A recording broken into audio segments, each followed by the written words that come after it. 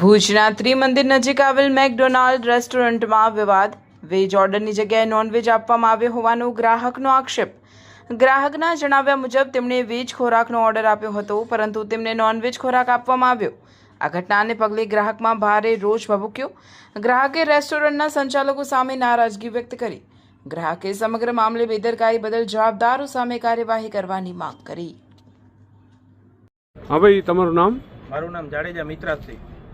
શું બનાવ બન્યો છે? કઈ જગ્યાએ બનાવ બન્યો છે? બનાવમાં એવું છે કે આજે સાંજે અમે અહીંયા મેકડીમાં ઓર્ડર લેવાલો પાર્સલ મંગાવ્યું હતું. એનું બિલમાં વેજ જ ઓર્ડર કરેલો છે અને બધું અમને આમાં નોનવેજ આપી દીધું છે. રેપિંગ છે અને આ એક પીસ હાર્યો બરોબર. અને હવે મારી એક જ છે, ગ્રાહક સુરક્ષામાં ફરિયાદ કરીને આને બંધ કરાવવું છે. ભુજની અંદર 70 થી 80% મહાજન પબ્લિક છે. કોઈ નોનવેજ ખાવાવાળી પબ્લિક ભુજમાં છે જ નહીં.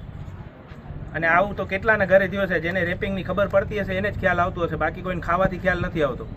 અને મારી 5 વર્ષની દીકરી છે ને એને ખાઈ લીધું છે. ખાસ કરીને જે આરોગ્ય વિભાગ છે, જે અન્ય જવાબદાર વિભાગો છે, આગળની શું તમે કાર્યવાહી કરશો? આનામાં બનતી કોશિશ જ્યાં સુધી જવું પડશે ને ત્યાં સુધી જઈને આને બંધ કરાવી છે, ફાઇનલ છે.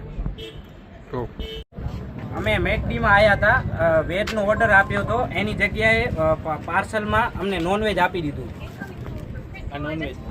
આ નોનવેજ આ છે જ આની અંદર, અને એનો મેનેજર પોતે કબૂલ કરે છે કે આ નોનવેજ જ છે. એમ શું માંગણી છે હવે તમારી? માંગણી એવી છે કે આ બંધ થવું જોઈએ. ઘણાના ઘરે ન ખાતા હોય નોનવેજ, બધા વેજ હોય, એના ઘરે જો નોનવેજ મૂકી દે, નાની દીકરીઓ કે એને કાંઈ ખબર ન પડતી હોય, એ તો ખાઈ જ લેવાના છે. એને અંદરથી જોઈને થોડીને ખબર પડશે આ વેજ છે કે નોનવેજ છે.